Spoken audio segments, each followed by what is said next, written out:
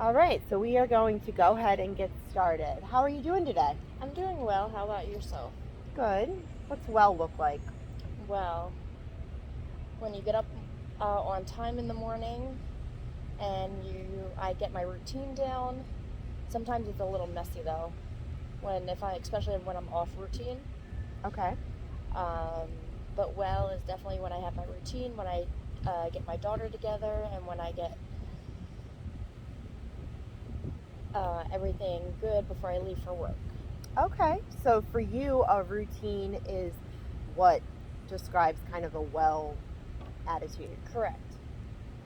Great. So you have a daughter. I do. How old is she? She is 7. She will be turning 8 next month. Nice. Tell me about that. Well, she is having a party with one of her cousins, and that's exciting. She's really, really excited. She's also excited because she gets to be another year older. Of course. It's kind of actually a lot of anxiety for me because I feel like, of course, I want her as a baby, always, but it's also really cool to see her as growing up and starting to read books and starting to be more mature and independent. And she does not rely on me as much. Yeah, so what I'm hearing is you're kind of having mixed feelings. Like it's Yes. hard to see her grow up, but you also enjoy watching her. Yeah, of course. Yeah, do those absolutely. things. So what kind of brought you in today? What are some of your goals? Definitely to focus more on my goals, which are continuing my routines, uh, being more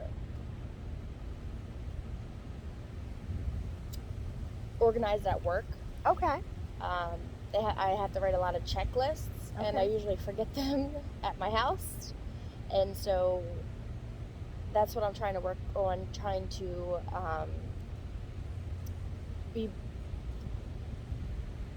be more goal oriented. So it sounds like routines are important to you. Yes, I can't. If I mess up my routine, I'll have a bad day. Okay, so tell me more about that.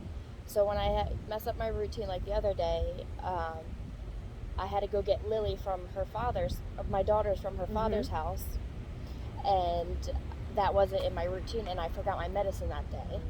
And my boyfriend was very kind enough to drop it off. It's just like I forget something if I'm out of my routine. If I don't do it constantly and repetitively, I just freak out and not comfortable with myself the rest of the day. Where do you think that comes from, the freaking out? I don't really know. Maybe the anxiety, maybe my mom, Okay. because she never really had me on a routine. Okay. So do you think that's why routines are so important to you now as an adult? I think so because, like I said, it just when my routine is broken, it just doesn't work for me. Okay. I like the repetitiveness. So what are some coping skills for keeping your routines? I have a checklist every day. Okay, you did say checklist. Yeah. I actually have a Excel spreadsheet Okay. that I look at literally every day to make sure I'm on task, Yeah. and making sure I know what my chores are doing, and for not only myself but for my family, and it just helps the three of us cope with each other, Yeah. of how we can work things out. Yeah.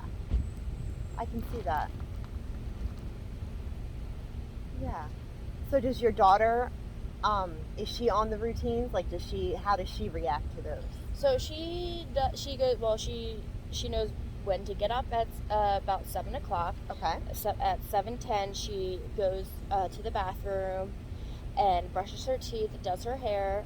At about 7:15 she gets dressed, and then she comes in my room about 7:20, just to talk about what the morning is going to be like, and what's for lunch that day at school, or whether, if it's a weekend, what we're doing that day. The small talk. Exactly. And then we just transition our when it gets a little bit later, about 3:30, or about 7:30, we transition downstairs and we get our breakfast and we put our shoes on, and then we head out the door for school.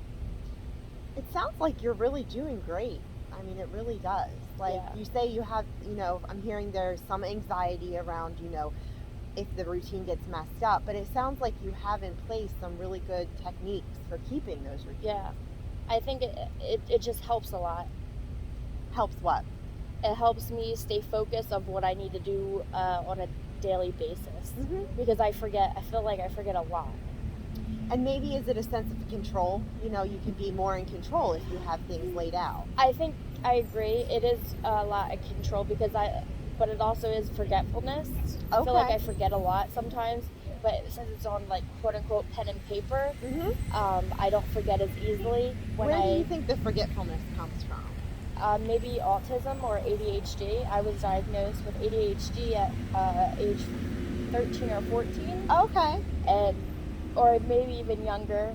And I was diagnosed with Asperger's syndrome. Oh, yes.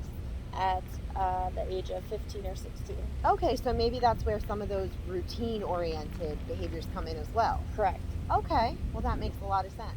You seem very insightful though, like you know yourself and you know what works for you. It took a long time to get there. I was never like this. I recently moved out of my parents' house last year during COVID. And ever since I can make my own routine that works for me and my family.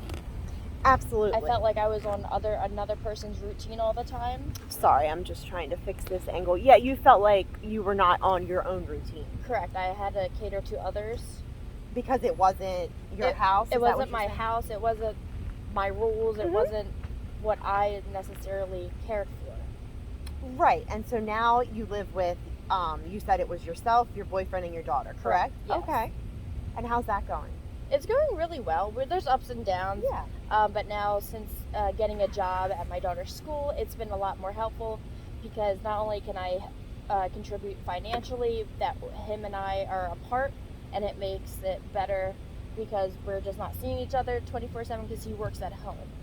Yeah, and I think that's kind of across the board with COVID being what it is, that a lot of couples are finding, they're getting back to out of the house from being together a lot. Yeah.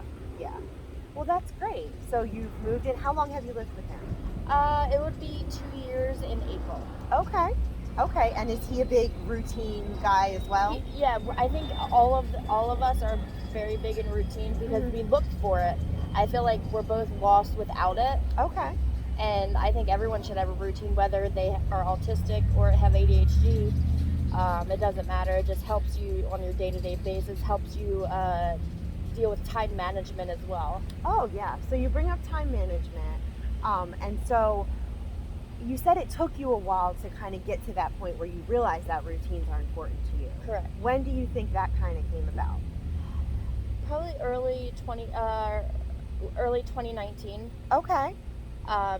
Before I left my parents' house, establishing a routine for when I was working, and then just continuing it every day. Like drop my daughter off. I have to drop my daughter off for the bus stop. I go to work, and then I go home. Okay. And I needed something more established without my parents. Yeah. Okay. So it was kind of figuring out life independently. Correct. Because I never had that. I've been with them for 28 years. And I just never knew anything but just knowing my parents, and that's it. As in, like, I never had independent, not that I wasn't allowed, it just, I never created that for myself. Yeah, or you never had to, right? Because you were living in their Correct. house. So now you have your own home. Yeah, correct. I was always falling back on my parents, knowing if I did something wrong, they would fix it. Now I actually learn from my mistakes because no one's picking up my slack. Right. Because now it's your own home and your daughter. Correct. Yeah. So have you ever heard of positive affirmation? No. No. So I just want you to tell me 3 things that you like about yourself. I like that I'm dedicated. Dedicated. Okay.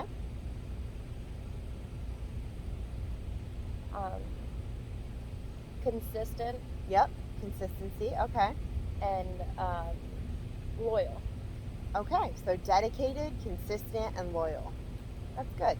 So in the mornings, you can repeat those to yourself, or you can think of new ones. It's just good to kind of positively affirm ourselves every day. Because what I'm hearing from you is that you're in a pretty good place right now. You've learned a lot about yourself. There's sometimes some anxiety when routines get messed up, but it seems like you know what to do when that does happen. Correct. So, yeah, go ahead. I just realign myself, and if I need to take a moment just to breathe in and do some breathing exercises, I do that. Okay, so tell me about your breathing exercises. So, for instance, when I get nervous or in an uncomfortable situation, I just step aside and just really just focus on my breathing. Okay. And try to get back to the situation with another outlook on it. Kind of like a reset. Exactly. Yeah. Exactly. So that is actually called mindfulness, whether you know the term for it or not. The deep breathing exercises, there's body scans. Mindfulness is just a whole lot of techniques all around just centering ourselves and bringing ourselves back to being in the moment. Okay. So breathing exercises are great. Is there anything else you think that you can do as coping skills if you do get anxious? Probably write my feelings down. Oh, yeah, that's great. Sometimes I do when I had a bad feud with my daughter's father, which we are in a really good place, which I'm very thankful for. It took a long time. I used to just text in my notes on my phone and then just erase it, and it made me feel better because I didn't hurt anyone's feelings. I just needed to get it off my chest. But again, I don't want to hurt anyone's feelings because I don't want them to feel what I feel, but just writing it down helps just to release it. Yeah. Is it okay, though, to communicate with people how you feel? It is okay to an extent, but you shouldn't make people feel bad about themselves because everyone parents differently. Yeah. And I may be judging them and vice versa, and I don't want to have that judgment against them because there's no right or wrong way to raise a child. Yeah. I agree with that. Okay. So you're saying that at some point you just write things down to get it off of your chest. Like Correct. You have no intent of communicating that. No, I would never. Not the things that I really want to say. Yeah. I could say I would text it in a different way. A little more tactfully, maybe. Yeah. But I used to just blurt out what I want to say. Okay. Just because I just didn't care. But now I do care because I care what people would say to me. Okay, so you're kind of having an empathetic approach to it. Correct. It took a long time. I didn't really care for a while. Okay. And I don't really know why. But now I step back and analyze the situation to see what I can do better or what I can do to not hurt someone's feelings and do it in a positive manner. So it took a long time to get there with your daughter's father. Correct. Okay, tell me more about that. That's a little sensitive subject. That's I would okay. rather not talk about it. Yeah, that's okay. No problem. But you're in a good place now. Correct. And his wife loves my daughter. Okay, so he's remarried. Correct. Okay.